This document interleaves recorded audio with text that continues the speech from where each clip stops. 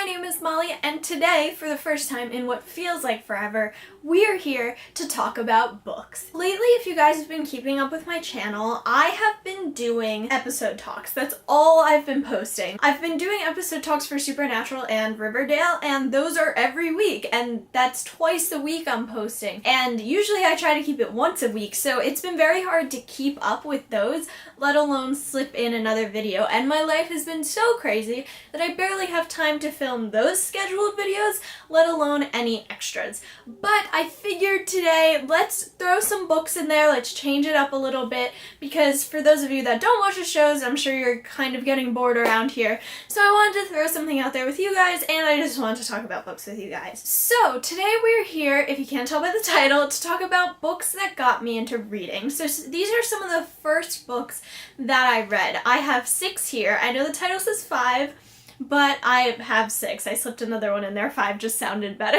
But I have 6 books to talk about with you guys. So these are pretty cliche, pretty normal books that got most people into reading, but I wanted to talk about them with you guys because they're very, very important to me and to my life, because I wouldn't be here without them, and I would definitely not be the same person without them. So kind of going with the theme of Thanksgiving, which was 2 days ago, so But anyway, so let's dive into those books. The first book that is responsible for all of this is not original, and you guys probably share it with me, and that is The Hunger Games by Suzanne Collins. This book holds such a special place in my heart because, like I said, it is what caused all of this. It opened up the world of reading for me, it cemented my love of reading, and it just started me on this journey that is just amazing, and I love it so much. So The Hunger Games I ended up picking up actually because in school the first movie had just come out. I think I was in like 5th grade, and it was just super popular. Everybody was talking about it and everybody was reading these books, and I was like, you know what, I'm not gonna read them. Everybody thinks they're so good, I'm not gonna listen to the popular people. I was just trying to be this like defiant rebel, but eventually my friends annoyed me so much that I was like, damn it, I'll read the book, just please shut up. So that's what I did, and I picked it up, and I'm sure my friends regret getting me into it because now I'm the one that's like, did you read this? Did you read books, you know? And it's just like constant, and I definitely got more into it than they did, but they are responsible for making me read this book because they annoyed me so much that I finally did it. So thank you guys. But yeah, so I ended up loving The Hunger Games. I flew through it. I made my mom go out and get me the next 2 books in the series. I binge read it. I watched all the movies. Like, it was just amazing. I was so into this fandom. I loved it so much, and I'm so sad that the movies aren't coming out anymore because, you know, the fandom's kind of dying because there's just no new content to talk about. We like exhausted everything, but I miss it, and I kind of want to go back and do like a reread of the series. A while ago I did a video about books that I wish I could reread for the first time again, and this was on there along with a bunch of other books in this list. If you guys are interested, I'll link that video down below and you can check it out. It was a lot of fun to do. There's 3 books in the series. I loved every single one of them. I reread this one the most out of the trilogy, but Mockingjay was my favorite book. This book just holds such a special place in my heart because, like I said, it was the first fandom I really got into, and it was what made me want to read more books, and so thank you, Hunger Games. The next book that I have on this list, it was the obvious next step after reading The Hunger Games, and that is Divergent by Veronica Roth. I know a lot of people, they were like Hunger Games and then Divergent, and they just kind of progressed on from there, and that's exactly what I did. I remember going to the movie theater, and I was there and I watched the trailer for the Divergent movie that was coming out, and I was like, oh my god, that looks amazing, I have to go see it. And at the end it said based on the acclaimed novel or whatever, and I was like, whoa, wait, there's a book? And like me, young little self just getting into reading, I was like, I have to read the book.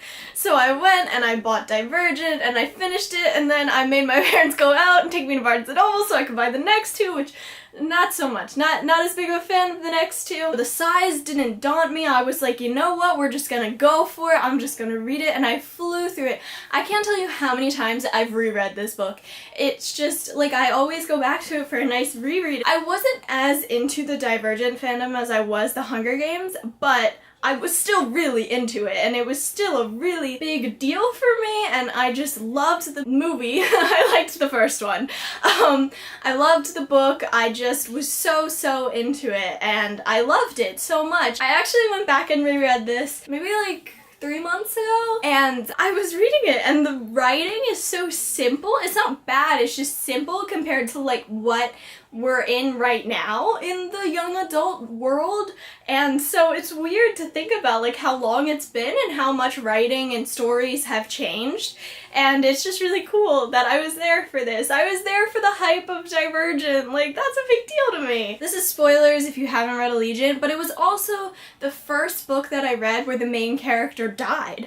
It was a very big deal for me because I was heartbroken. Like, even though I didn't like the last 2 books in the series, by the time I got to that part, like, I couldn't get through the epilogue. I couldn't do it.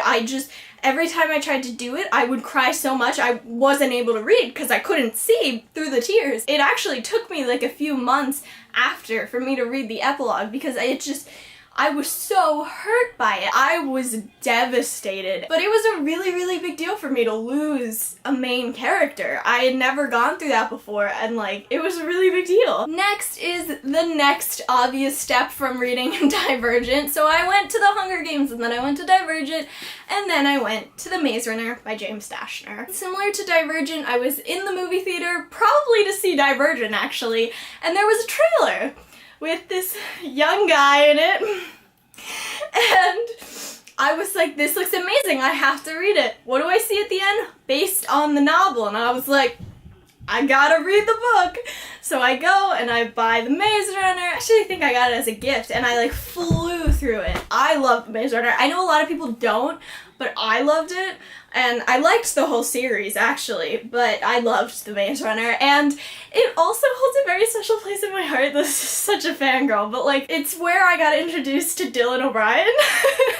I remember watching the trailer and being like, oh, like, he seems cool, and like, I had never seen him before. I didn't know who he was, and I remember going to see The Maze Runner and being like, oh my god, like, he's perfect. Like, I love that man. And so I went home and I looked up everything he was in, and I started watching Teen Wolf because of The Maze Runner, which most of you guys know is like a huge deal to me. I love Teen Wolf, favorite show ever. This book opened up like a world for me that I didn't even know existed, and I'm so eternally grateful. But I recommend trying it out for yourself, and the movies are amazing too, and I just love them, and I love Dylan O'Brien, and I'm so excited for the 3rd one to come out. It comes out January 26th, which is like a week and a half after my birthday, so like, that's probably what I'm gonna do for my birthday, and I'm really excited. But anyway, so The Maze Runner, it was just a really great next step for me. I really liked it, and I feel like that's like the trio. The Hunger Games, Divergent, and The Maze Runner. There are the trio. They're the popular kids that everybody likes and everybody needs to read. So the next book is not going to be a surprise to any of you if you've watched any of my previous videos before,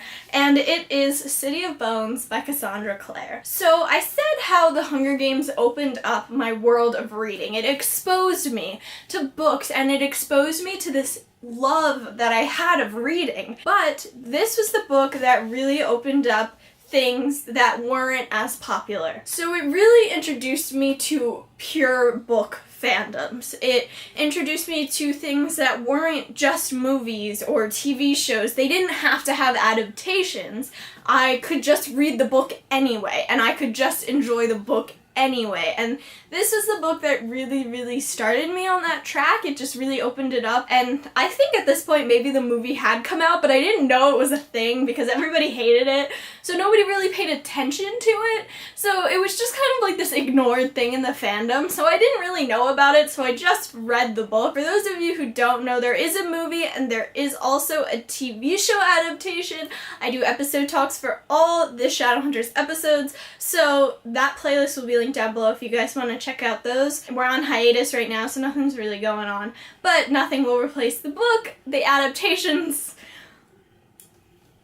yeah, it was just You guys know my love for this book and for this fandom. It is my favorite book fandom out of all of them, and that's really hard to answer, you know, when people ask you, like, what's your favorite book? It's just such a great story, and I love these characters with all of my heart. This is the first book I read where I was going to die if my ship didn't get together. Like, I remember reading this and being like, Clary and Jace need to get together. I remember finishing City of Bones. I remember this moment. Like, I was in 6th grade, I was sitting in science class, and we had just finished a test, so I pulled out my book to read, and I got to that part at the end, spoilers if you haven't read City of Bones, where we find out Clary and Jace are brother and sister, and I flipped. I was trying so hard not to cry in class. Like, I was just a mess.